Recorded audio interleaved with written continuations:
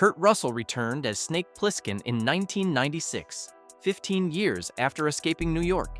The sequel tanked, but slowly gained a devoted cult following. It was about the CGI in surfing everyone mocks, and the radical endings that stunned test audiences, alongside the trans characters ahead of its time. What went down behind the scenes gets weirder than anything on screen. So first up, this sequel almost never happened. Carpenter avoided sequels for years, which is why it took 15 years to get Snake back on screen. What changed everything was a combination of real Los Angeles chaos and Russell absolutely refusing to let it go. When they finally got together with Deborah Hill, their longtime collaborator, Russell kept hammering on revisiting Snake and bringing in these very specific LA elements that Carpenter could tear apart, surfing and street basketball and all that. But they were also reacting to what had just happened to the city. The '92 riots and the Northridge earthquake in '94 weren't just background. They completely shaped the apocalyptic vision they were building. Carpenter's talked about how he always wanted to capture that LA feeling with the surfing and the basketball, but he credits Russell's obsession with actually making it happen. Without Russell refusing to drop this for years, Snake would have stayed in retirement after New York, and you wouldn't be watching this movie at all. That famous basketball scene hides something most people don't realize. When Snake has to make 5 full-court shots with only 10 seconds between each attempt, Russell actually nailed that final impossible shot that saves his life.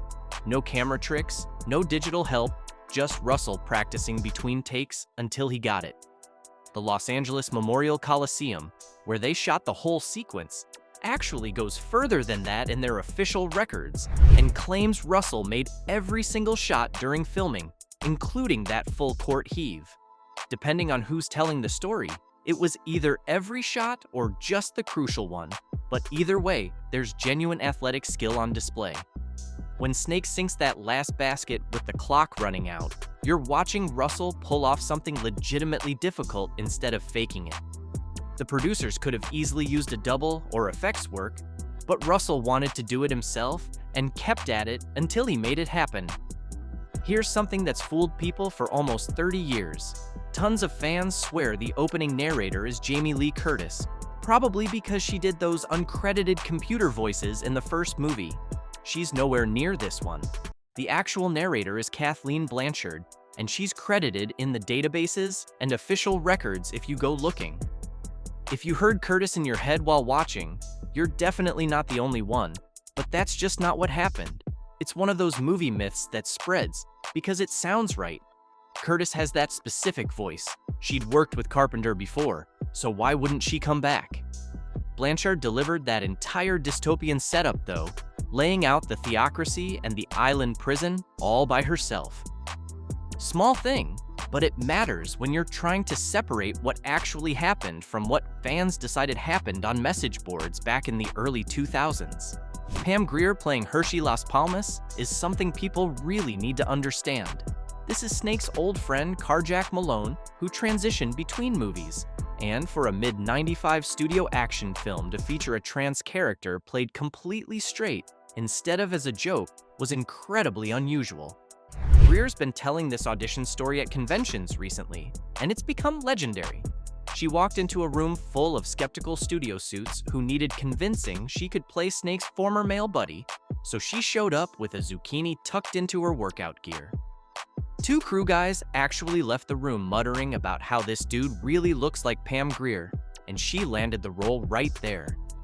Roger Ebert's review from when the movie came out specifically calls Hershey a transsexual who used to know Snake in Cleveland, so this wasn't some subtle thing you had to look for. Carpenter put it directly in the script as part of how the film satirizes LA culture.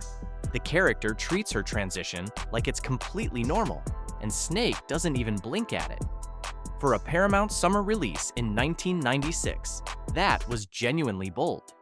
Bruce Campbell's appearance as the Surgeon General of Beverly Hills only lasts about 2 minutes, but getting that grotesque plastic surgery face ready took roughly 5 hours in the makeup chair every single day he worked.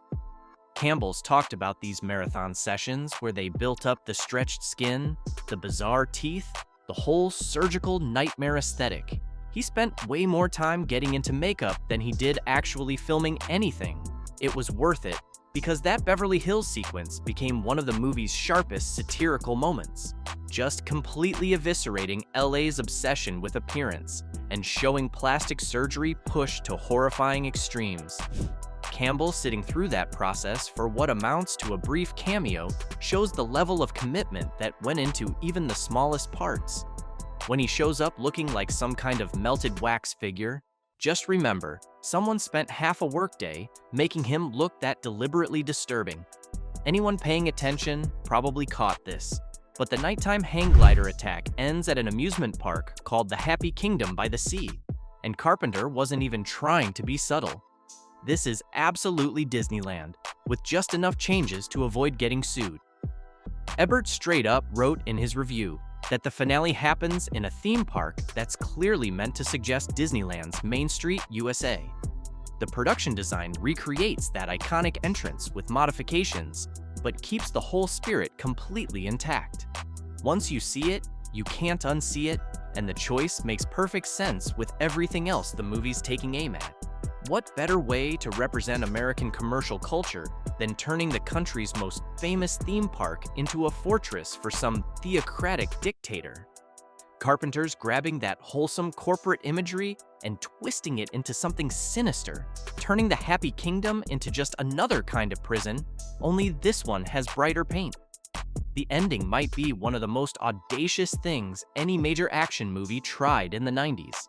Snake triggers this global EMP that shuts down all electricity everywhere on Earth, then lights a match, looks directly into the camera and says, "Welcome to the human race."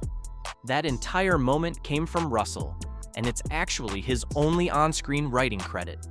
Carpenter confirmed later that the line deliberately breaks the fourth wall, something actors aren't supposed to do, which is exactly why Russell insisted on it. He wanted Snake to pull the audience into his decision, make us part of shutting down civilization.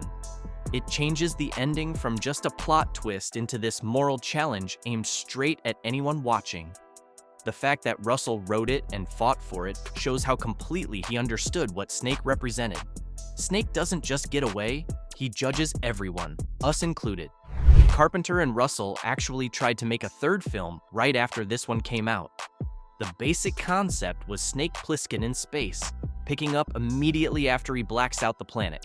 Carpenter's explained in several interviews that they were thinking about Snake in a space capsule, doing interstellar travel, basically. It would have needed heavy visual effects, which made it tough to pull off with late 90s budgets and the climate after LA's performance. The title they were throwing around was Escape from Earth, literally taking Snake off the planet entirely. Obviously, it never materialized, but Carpenter's repeated the general idea enough times that we know they seriously considered it. Imagine Snake dealing with post-apocalyptic Earth from orbit, or maybe escaping to some other planet entirely. The concept sounds absolutely insane, and it's kind of a shame we'll never see what that would have looked like. After this movie's box office disaster, no studio was going to fund something even more ambitious. When the 4K restoration came out in 2022, it actually helped reframe the entire film in a way the original release never managed. Carpenter used the attention to double down on the movie's satire and specifically pointed to deportation and right-wing theocracy as things they deliberately built into the script that ended up aging into uncomfortable real-world parallels. The critical reassessments that came with the 4K release started calling LA Pression in ways nobody appreciated back in '96. A theocratic moral America government, refugees getting dumped on an island, a civilization so dependent on technology that Snake can destroy it with one device. Watching it now hits different than it did during the Clinton administration. The political stuff that seemed completely over the top back then looks way less cartoonish when you're living through similar rhetoric. The 4K restoration didn't just clean up the picture quality, it kicked off a complete critical reevaluation of what the movie was actually trying to say. That sort of Damocles satellite weapon isn't just another MacGuffin. This black box EMP system that can shut down any country or the whole planet works as the film's central moral question. It's not really about the technology, it's about what you do with that kind of power. The finale asks us to think about Snake's choice as this pitch-black joke about power and how it corrupts everyone. Ebert's review talks about how the film gets giddy with its own outrageousness, surfing down Wilshire on a tsunami 1 second, destroying technological civilization the next, and the audacity is the whole point. Carpenter built everything around giving Snake ultimate power and then asking what an anarchist anti-hero would actually do with it. Turns out, he destroys everything, but the movie frames it like maybe that's the only honest choice available to someone like him. The weapon itself matters less than what it says about our dependence on systems we have no real control over. Here's some Hollywood inside baseball that matters more than you'd think. All the heavy effects work went through Disney's in-house shop, called Buena Vista Visual Effects, and this movie ended up being their last credit before Disney shut them down. Disney bought DreamQuest Images in '96 and spent the next few years consolidating their effects units until they finally folded and redirected the whole strategy by 2001. BVVE's final project just happened to be this film, right as the entire industry was transforming.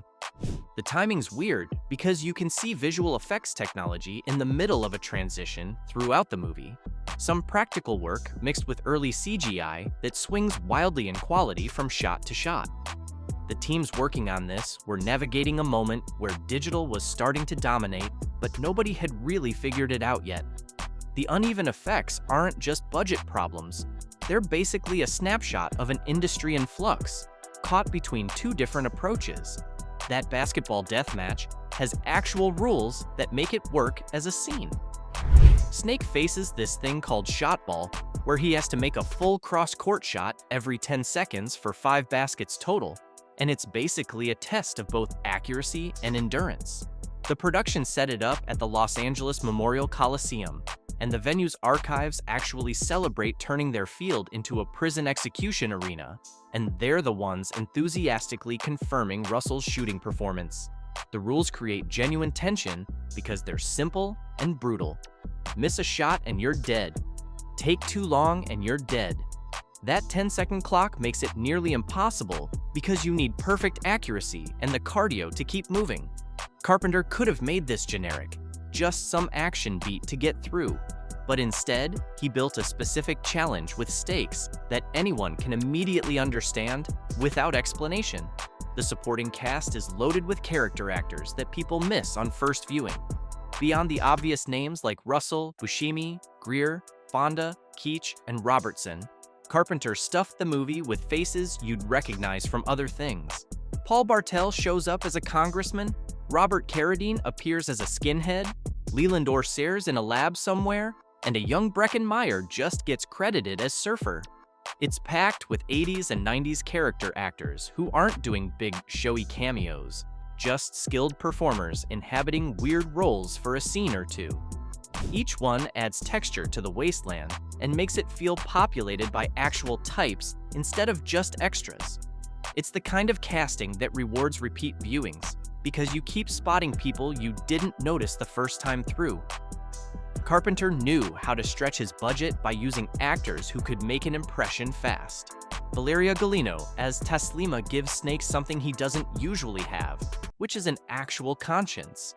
Carpenter threads these LA archetypes through the story, hustlers and surfers and fixers, but Taslima grounds the whole tour in human stakes instead of just action beats. Ebert singled her out as this beautiful but doomed street person who got exiled for her faith because she's Muslim, and that ties directly into how the Moral America government works. What happens to her is one of the cruelest moments in the movie, really hammering home that the island functions as a dumping ground for anyone the government doesn't want. She represents the actual human cost of the system Snake's moving through, and without her, the movie would just be one set piece after another. With her, we get a reminder that real people are suffering in this dystopia.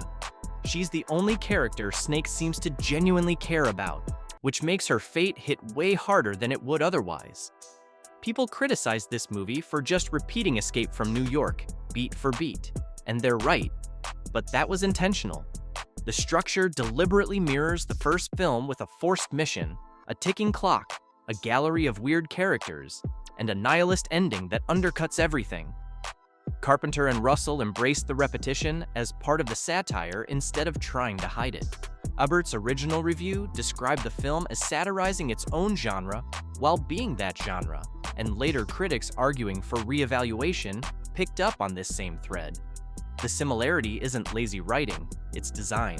Carpenter wanted to comment on Hollywood sequels and repetition while making a sequel himself, basically making a joke at the audience's expense and the industry's expense at the same time. The movie's asking if you'll show up to watch the same thing twice, and then kind of judging you for being there.